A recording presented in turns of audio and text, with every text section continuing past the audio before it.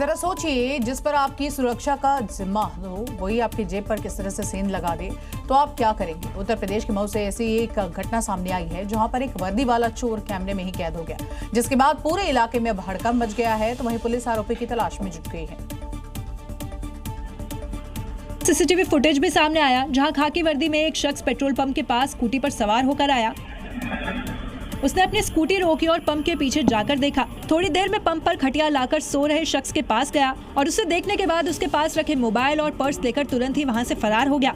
यही पूरी वारदात पेट्रोल पंप पे लगे सीसीटीवी फुटेज में कैद हो गई। इस दौरान वर्दी वाले चोर ने अपना हेलमेट नहीं उतारा। पुलिस चोर की तलाश में जुट गई है। साथ ही ये पता लगाने की कोशिश कर रही है कि वर्दी में आया शख्स कोई पुलिस वाला है या फिर होमगार्ड है। मामले की गंभीरता को देखते हुए पुलिस आरोपी पर सख्त एक्शन लेने की तैयारी में है।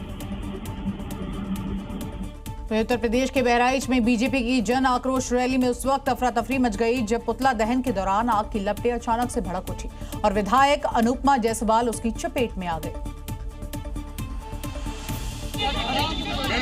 घटना का वीडियो भी सामने आया जिसमें साफ देख सकते हैं कि जैसे ही विधायक अनुपमा जायसवाल ने राहुल गांधी के पुतले में आग लगाई, एक हल्के धमाके के साथ आग की लपटें उनके चेहरे पर आ गई, जिससे उनका चेहरा और बाल जल गए। मौके पर मौजूद कार्यकर्ता और पुलिस अनुपमा जायसवाल को किनारे ले गए और तुरंत कपड़े से आग बुझाई। पुलिस ने फौरन उन्हें इलाज के लिए जिला अस्पताल में भर्ती कराया। सूचना के बाद डीएम और एसपी अस्पताल पहुंचे और विधायक का हाल जाना। गनीमत रही कि अनुपमा जायसवाल को गंभीर चोटें नहीं आई। इलाज के बाद उन्हें अस्पताल से रवाना कर दिया गया।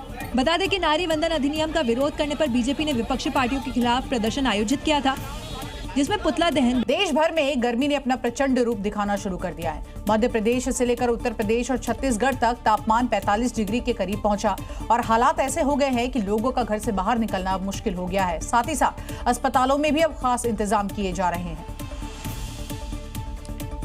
क्योंकि जैसे जैसे पारा चढ़ रहा है वैसे वैसे प्रचंड गर्मी का प्रकोप लोगों की सेहत पर भी असर डाल रहा है। दिल्ली में तापमान में कोई गिरावट नहीं है और ऐसा ही हाल देश के बाकी राज्यों में भी देखने को मिल रहा है। दिल्ली में पारा 42 डिग्री के पार पहुंच गया है। पिछले 24 घंटे में दिल्ली में 20 किलोमीटर प्रति घंटे की रफ्तार से हीटवेव चल रही है। रतलाम में भी 43 डिग्री तक तापमान पहुंच गया है। भीषण गर्मी और लू के कहर से बचने के लिए लोग ठंडी चीजों का सहारा ले रहे हैं।